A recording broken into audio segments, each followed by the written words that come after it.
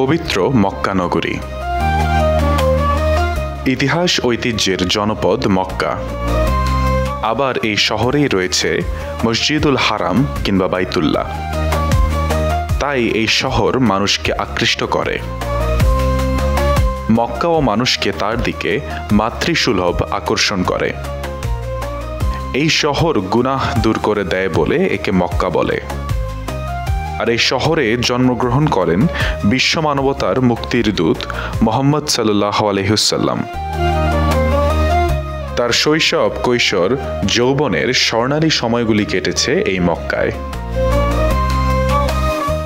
এই শহরের প্রতিটি ধূলিকণায় জড়িয়ে আছে রাসূলুল্লাহ সাল্লাল্লাহু আলাইহি ওয়াসাল্লামের স্মৃতি। প্রিয় দর্শক, আমরা দেখতে পাচ্ছি কাবার চত্বরে, কবুতর চত্বরের এখানে মুহসিন ব্যক্তিরা তারা সওয়াবের উদ্দেশ্যে হাজী সাহেবদেরকে পানের ব্যবস্থা করেছে। ঠিক এমনিভাবে কাবার চতুর্পাশেই তারা হাজী সাহেবদের সেবায় পানি বিতরণ করে থাকে। প্রিয় দর্শক, মক্কায় রাসূলুল্লাহ সাল্লাল্লাহু আলাইহি ওয়াসাল্লামের স্মৃতি বিজড়িত কিছু মসজিদ এবং পাহাড় ধারাবাহিকভাবে আপনাদেরকে দেখাবো। আসসালামু আলাইকুম রহমতুল্লাহ। এটিএন বাংলার জনপ্রিয় তথ্যচিত্র হেজাজের কাফেলা অনুষ্ঠান থেকে শুভেচ্ছা ও অভিনন্দন জানাচ্ছি আমি মুফতি মাসুম বিল্লাহ মাদানী। প্রিয় দর্শক, আমরা সকলেই আকাবার প্রথম এবং দ্বিতীয় শপথের কথা শুনেছি। আমরা কি জানি সেই ঐতিহাসিক আকাবা কোথায়? আকাবা হচ্ছে মক্কার দিকে মিনার পশ্চিম সীমানার একদম প্রান্তে, এবং মক্কা থেকে মিনার শুরুর যে জায়গাটা সেটাকেই বলা হয় আকাবা। চলুন ঘুরে দেখে আসি সেই ঐতিহাসিক আকাবা।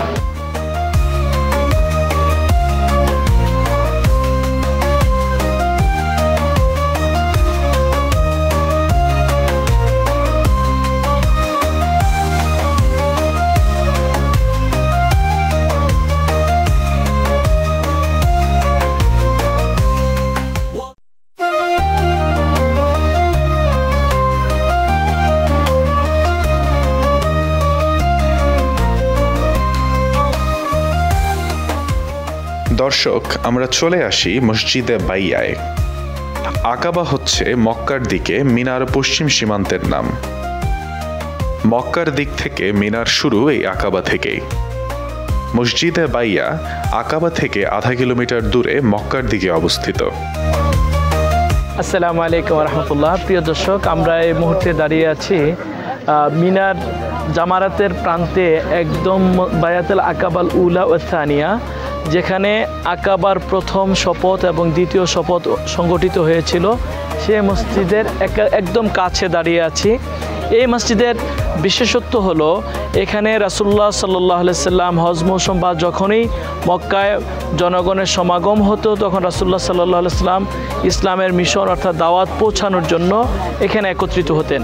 মক্কার কুরাইশ কাফেররা লোকদেরকে বলে দিত যে আমাদের এখানে মুহাম্মদ বিন আবদুল্লাহ নামে একজন লোকের আবির্ভাব ঘটেছে, তার কাছে তোমরা যেও না, তার কথা তোমরা শুনো না, কারণ সে তোমাদেরকে আমাদের বাপ দাদার ধর্ম থেকে ধর্মচ্যুত করার পায়তারা করছে। সে গণকের মতো কথা বলে, মন্ত্রমুগ্ধের মতো তুমি তার কথা শুনলে তোমরা বাপ দাদার ধর্ম থেকে ডাইভার্ট হয়ে যাবে।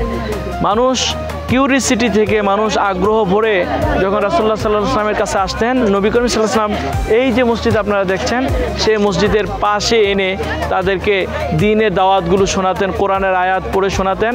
মানুষ তার হাতে ইসলাম গ্রহণ করেন।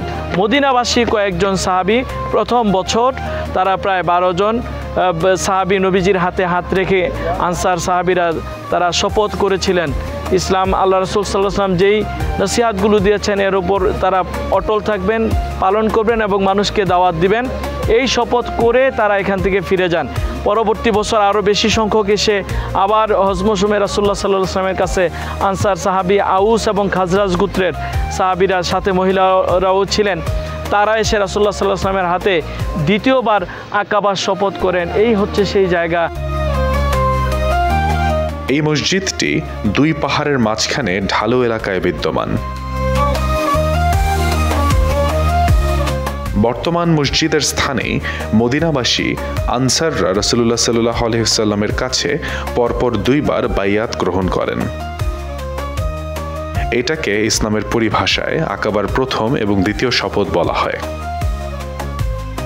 ইব্রাহিম আলাইহিস সালাতু ওয়াসসালাম আল্লাহ তাআলার নির্দেশকে বাস্তবায়ন করার জন্য ওনার সন্তানকে কুরবানি করার জন্য যখন মিনা নিয়ে আসছিলেন, আপনারা দেখতে পাচ্ছেন পাহাড়ের ওই পারেই হচ্ছে কাবা, অর্থাৎ আমরা ক্লক টাওয়ার এখান থেকে দেখছি। সেখান থেকে হজরত ইব্রাহিম আলাইহিস সালাম তার সন্তান, প্রিয় সন্তান ইসমাঈল আলাইহিস সালাতু ওয়াসসালামকে সাজিয়ে গুছিয়ে আল্লাহর জন্য কুরবানি করার জন্য নিয়ে আসছিলেন। এই রাস্তায় হেঁটেই যখন যাচ্ছিলেন, একটু সামনে আপনারা দেখতে পাচ্ছেন জামারাত, যেটাকে আমরা বড় শয়তান বলে থাকি। সেখানেই শয়তান খুব সুন্দর বেশভূষা নিয়ে হিতাকাঙ্ক্ষী সেজে বলেছিলেন, ইব্রাহিম আপনি এমন বাবা যে স্বপ্নে কি দেখেছেন, আপনি আপনার সন্তানকে কুরবানি করার জন্য নিয়ে আসছেন। ইব্রাহিম আলাইহিস সালাম বুঝতে পারলেন যে আল্লাহর অর্ডারের বিরুদ্ধে যে কথা বলে সে স্বাভাবিক মানুষ নয়, সে হচ্ছে শয়তান। সে আবার ইসমাঈল আলাইহিস সালাতু ওয়াসসালামকে ওয়াসওয়াসা দেওয়ার চেষ্টা করলেন, বললেন আপনার বাবার কথা আপনিও রাজি হয়ে গেলেন, আপনাকে হত্যা করে ফেলা হবে, আপনি কেন আসছেন আপনার বাবার সাথে, আপনার বাবা আপনাকে হত্যা করে ফেলা হবে। ইসমাঈল আলাইহিস সালাতু ওয়াসসালাম তখন তিনিও বুঝতে পেরেছেন সে আসলে আমাদের হিতাকাঙ্ক্ষী নয়, আমাদের কল্যাণকামী নয়, বরং হচ্ছে সে শয়তান। তখনই বাপ ছেলে 7টি পাথর নিয়ে আল্লাহু আকবার আল্লাহু আকবার আল্লাহু আকবার বলে সেই শয়তানকে নিক্ষেপ করে আল্লাহ তাআলা শয়তানকে ওই জায়গায় ধ্বংস করে দেন। এইভাবেই কিয়ামত পর্যন্ত যত মুসলমানরা আসবেন হজ করার উদ্দেশ্যে, তারা ইব্রাহিম এবং ইসমাঈল আলাইহিস সালাতু ওয়াসসালাম আল্লাহর প্রতি যে ভালোবাসার নিদর্শন রেখেছেন, এইটার অনুকরণে এই জায়গায় জামারাতে প্রথম দিন বড় শয়তানকে 7টা করে কঙ্কর নিক্ষেপ করবেন আল্লাহু আকবার এই ধ্বনির মাধ্যমে।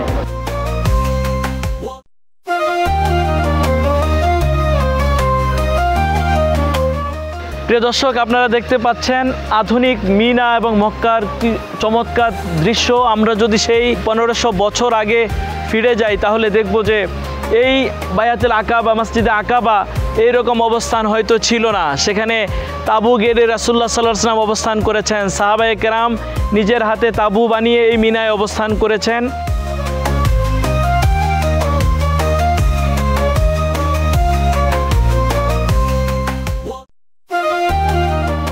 আমরা এখন চলে আসি মসজিদে খায়েফে। মসজিদে খায়েফ মিনার দক্ষিণ দিকে অবস্থিত এবং আরাফাতে যাওয়ার সময় হাতের ডানে পড়ে। এই মসজিদটি বিদায় হজে রাসূলুল্লাহ সাল্লাল্লাহু আলাইহি ওয়াসাল্লাম মিনায় অবস্থানের জায়গা নির্মিত হয়েছে। আমার পিছনে আপনারা যে 4টা বড় বড় মিনার দেখছেন, এটা হচ্ছে ঐতিহাসিক মিনার প্রান্তরের ঐতিহাসিক মসজিদে খাইফ। এই মসজিদে প্রায় 70 জন আল্লাহর নবী সালাত আদায় করেছেন। আমাদের প্রিয় নবী সাল্লাল্লাহু আলাইহি সাল্লামও হজের সময় এই মসজিদে অবস্থান করেছেন, সালাত আদায় করেছেন।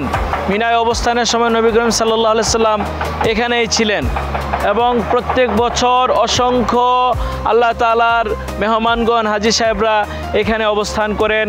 এই মসজিদটি এখন অনেক বড় করা হয়েছে।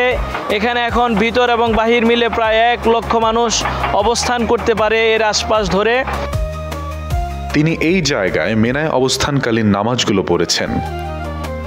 বর্তমানে সেখানে বিরাট এয়ার কন্ডিশনিং যুক্ত একটি মসজিদ এবং পাশে অজুর স্থান ও টয়লেট নির্মাণ করা হয়েছে। এতে 4টি সুন্দর মিনারও রয়েছে। এই মসজিদের ফজিলত সম্পর্কে হযরত আবু হুরায়রা রাদিয়াল্লাহু তাআলা আনহু কর্তৃক বর্ণিত একটি হাদিসে এসেছে যে রাসূলুল্লাহ সাল্লাল্লাহু আলাইহি ওয়াসাল্লাম বলেছেন, 3 মসজিদ ব্যতীত অন্য কোনো মসজিদের উদ্দেশ্যে তোমরা সফর করো না। সেই 3 মসজিদ হচ্ছে মসজিদে খায়েফ, মসজিদে হারাম এবং আমার মসজিদ।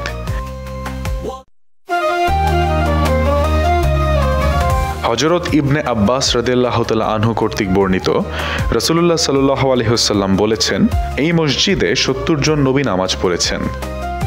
এর মধ্যে হযরত মুসা আলাইহিস সালামও রয়েছেন। বর্তমানে মসজিদের আয়তন হচ্ছে 24,000 বর্গমিটার।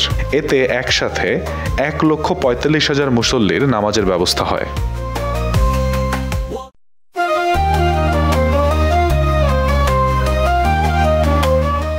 আমরা দেখতে পাচ্ছি আমরা আরাফার ময়দানের একদম জাবালে রহমতের কাছে চলে এসেছি। প্রতিদিন হাজার হাজার লক্ষ লক্ষ মুসলিম জনতা এই ঐতিহাসিক জায়গার পরিদর্শনে আসছেন। আমরা দেখতে পাচ্ছি আমাদের ইরাক, ইরানের এবং বিভিন্ন দেশের তুর্কির বড় বড় গ্রুপ তারা এই মুহূর্তে আরাফার ময়দানের এই ঐতিহাসিক জায়গা পরিদর্শনে আসছেন।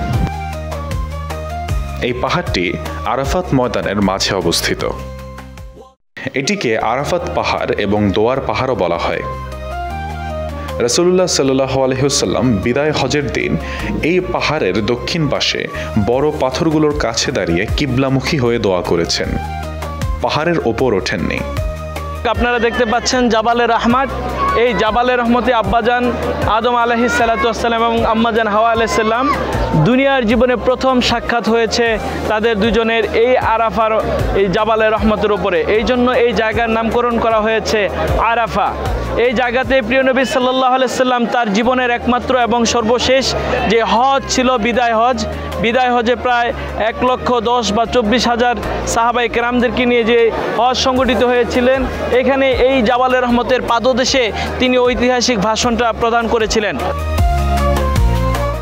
তাই হজের দিন রাসূলুল্লাহ সাল্লাল্লাহু আলাইহি ওয়াসাল্লামের অনুকরণে জাবালে রহমতের পাশে দাঁড়ানো সুন্নত।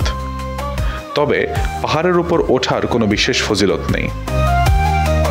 এটা হচ্ছে সে আরাফার ময়দান, যে আরাফার ময়দানে প্রিয় নবী সাল্লাল্লাহু আলাইহি সাল্লাম তার জীবনের একমাত্র এবং সর্বশেষ বিদায় হজের ভাষণ দিয়েছিলেন বা নসিহা করেছিলেন 1,10,000 বা 24,000 সাহাবায়ে কেরামদেরকে নিয়ে।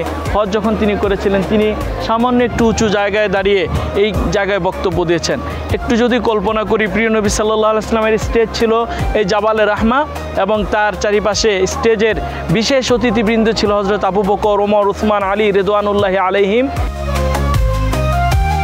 আরাফাতের সর্বত্রই ওকুফের স্থান। জাবালে রহমত ছাড়াও আরাফাতের ভেতর আরও কিছু ছোট ছোট পাহাড় আছে।